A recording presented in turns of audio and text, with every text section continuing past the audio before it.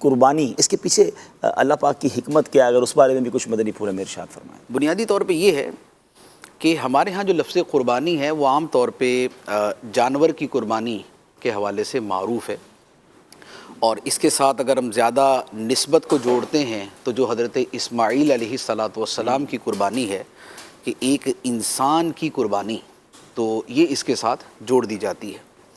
ورنہ اگر اس کو تھوڑا سا اس کو بیک گراؤنڈ کے اعتبار سے دیکھیں تو قربانی جو ہے وہ جیسے جانور کی ہے، اسی طرح انسان کی ہے اس کے اعتبار سے، اسی طرح مال کی ہے اس کے اعتبار سے، اسی طرح جذبات و خواہشات کی ہے اس کے اعتبار سے۔ واہ واہ واہ۔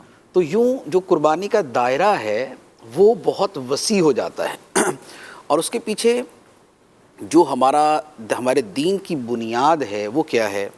ایک تو معروف آیت مبارکہ ہے جو فرمایا قل ان صلاتی و نسکی و محیای و مماتی للہ رب العالمین، واہ واہ واہ، کہ اے حبیب تم فرما دو بے شک میری نماز اور میری قربانی اور میرا جینا اور میرا مرنا سب اللہ کے لیے ہے جو سارے جہانوں کا پالنے والا ہے۔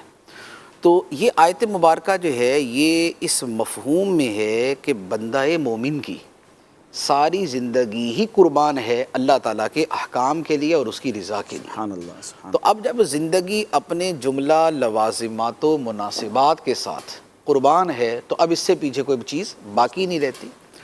دوسری بات ایک اور آیت مبارکہ ہے اور وہ بڑی خوبصورت ہے، اس میں اسی مفہوم کو کچھ زیادہ واضح کیا گیا ہے۔ وہ یہ ہے کہ قرآن پاک میں ہے اللہ تعالیٰ ارشاد فرماتا ہے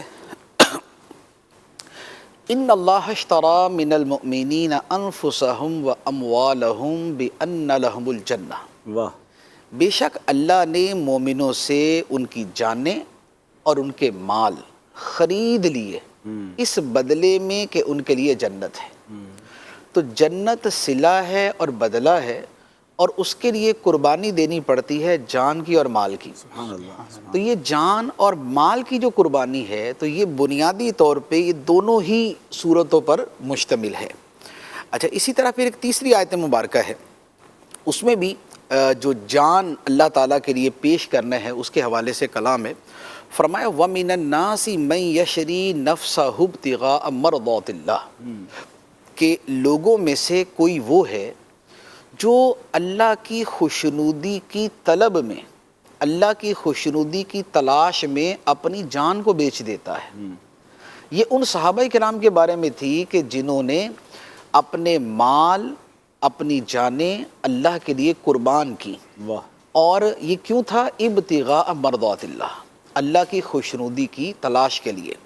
تو سب سے بنیادی چیز ہے خدا کو راضی کرنا، ٹھیک ہے، جو اصل الاصول ہے، جو تمام عبادتوں کی بنیاد ہے، جو تمام ریاضتوں کی بنیاد ہے، جو تمام مجاہدوں کا مقصد ہے، جو تمام قربانیوں کی حکمت ہے، وہ اللہ تعالیٰ کی رضا ہے۔ سبحان اللہ۔ اب وہ رضا جان کی قربانی کی صورت میں ہو، وہ مال کی قربانی کی صورت میں ہو، یا وہ کسی اور عبادت کی صورت میں ہو۔